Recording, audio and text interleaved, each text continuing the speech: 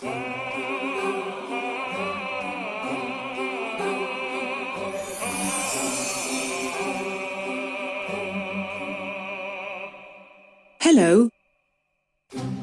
Today we are about to badly criticize 3 films of different genres.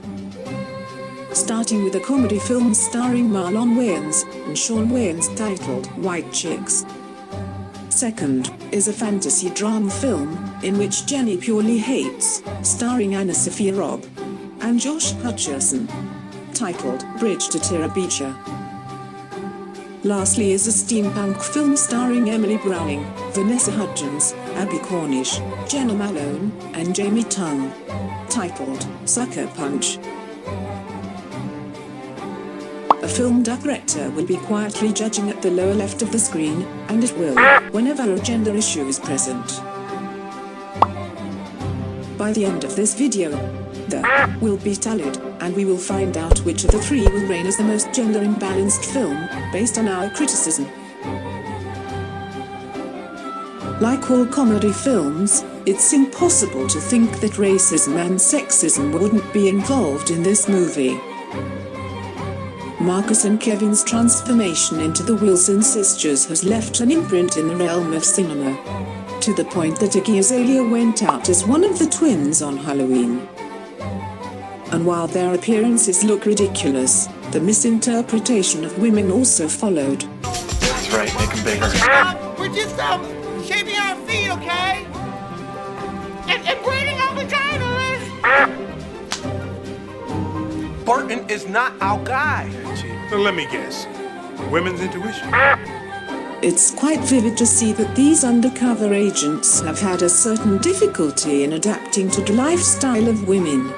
Most especially when they have dedicated their whole life as a man. Kiss my black ass! Look, cut it out. Why are you looking at me like I'm some kind of girl, man? You are a girl.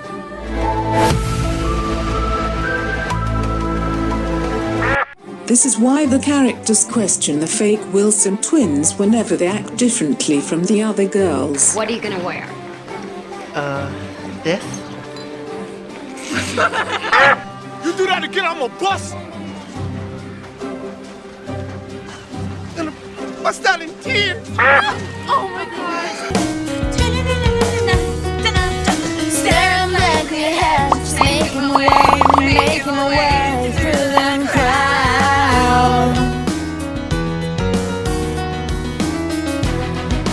Because usually, the women in this film are often shown to be emotional or dumb. I can't even wear a short skirt and a top without looking like a fat bitch. Let me go and see if there's some help out there. Some professional help. You need professional help. Hang on.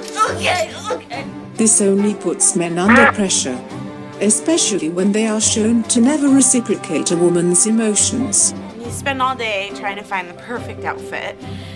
You even change your hairstyle just so he'll take a second look. But they never notice.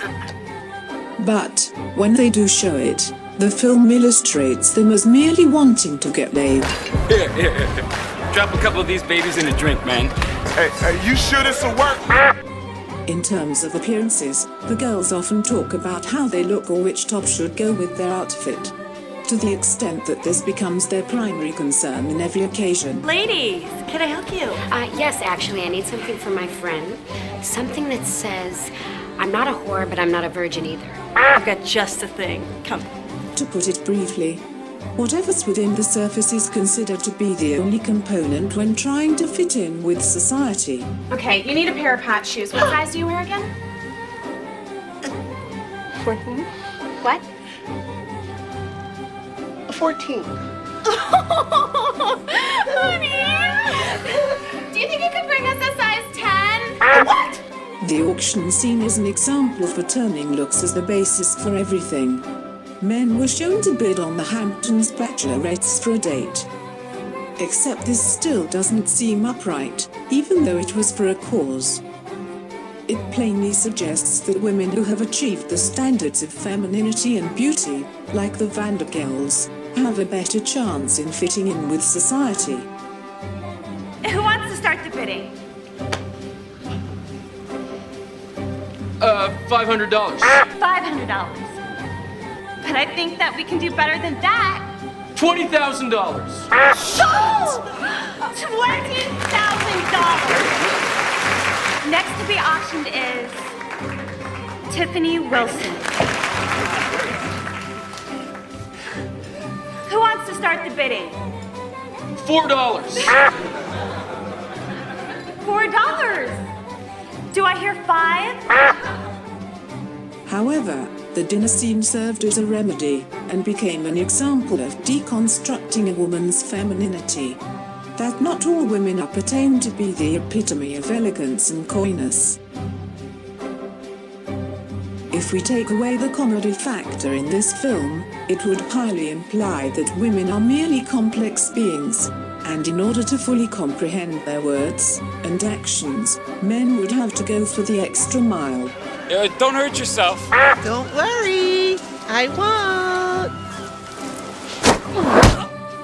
In its entirety, these portrayals of men and women can somehow be borderline offensive to others. Our next film is Bridge to Terabithia. It is difficult to imagine that this tear-jerking film has fallen prey to stereotypes, and one of a few examples are: Hey, new girl! This is just for guys! How come you're so good at that? Good at what? Building stuff. I mean, you're really good at it for a girl. Same way I'm fast. For a girl. You know what I mean. You're pretty good at art. For a boy. Actually, boys have been artists since the Byzantine era. So get your facts straight, Leslie, before pinning down the boy. I want my Twinkies, Jan Savory. What Twinkies? Twinkie? You're supposed to beat her up. You're my brother. You should go talk to her. You kidding? That's not like a skin knee crying. That's like crying about something serious. Besides, the girls' bathroom, I can't go in there. Can I come? You'd hate it. No, I think it'd be cool. Girls can't wear pants. You do it. No, wait. Boy's handwriting sucks. No offense. Your opinion sucks, no offense. After the third time watching this, Jenny's hate over this film has increased to 89.3%. That just goes to show that gender issues do not fall too far from the tree. Perhaps one of the reasons why Leslie and Jess threw stereotypes onto their faces is because they weren't properly guided. Jess's dad was a personification of the pressure patriarchy brings to boys. Why don't you just draw me some damn money to pay for it? How about that? Make yourself useful and draw me some damn money. I said I'll find them. That's why he mentions. You're really good at it for a girl. Because his dad was so focused on making a man out of him, rather than teaching him that girls can also do a man's chores. This isn't an attempt to demonize the movie. Okay, maybe a little, but this is to reconsider the fact that the youth will watch this someday, and will carry these stereotypes for the rest of their childhood without even thinking that this could disrupt the balance in society. And let's not forget how Leslie looks like a fetus version of a manic pixie dream girl. Our last film is Sucker Punch. Sucker Punch depicts the term girl power in different angles, especially the fight scenes. However, these feminine beatdowns are merely here to complement the unequal treatment in which the girls receive in the facility.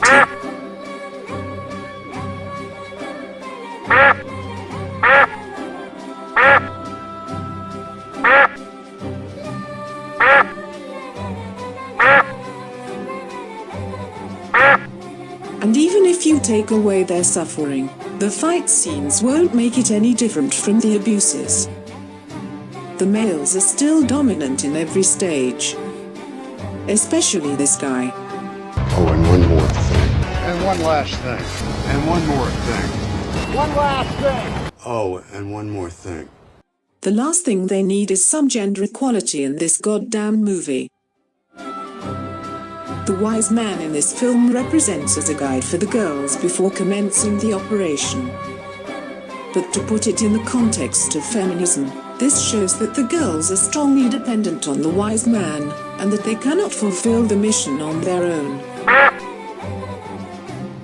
Their so-called dancing is their ideal selves willing to fight for freedom. Getting out of the facility is one thing, but getting women's rights is another. An example for this is Amber. No, she's scared. I feel sorry for her. Amber, you feel sorry for everyone. She's a sweetheart in real life, but when she dances, her ideal self can take down a whole army. Madame Gorski was the most prominent female staff in the story. She spoke words of encouragement even with her harsh voice. Because she too was aware that she would still be taken down by the men in authority, in spite of the position granted to her. Perhaps. Well, that is not for you to decide, that is for me to decide. Oh. It's my show, and I say she's not ready. Clearly I've offended you, and I apologize. Here's the thing. This show might be yours, but the girls and you are mine. I'll just forge your signature. I've done it 1,000 times. Why would you sign for a procedure you don't agree with? You're suddenly not aware of what it is we do here? I teach them to survive. You.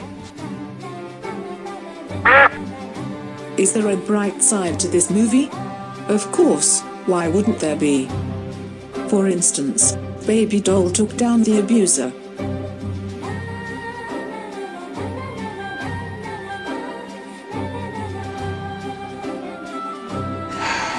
You'll never have me. And Sweet Pea got on a bus and went home, but failed to become a protective sister. I'm not gonna get hurt. She dies at the end. Now, it is time for our deliberation to begin.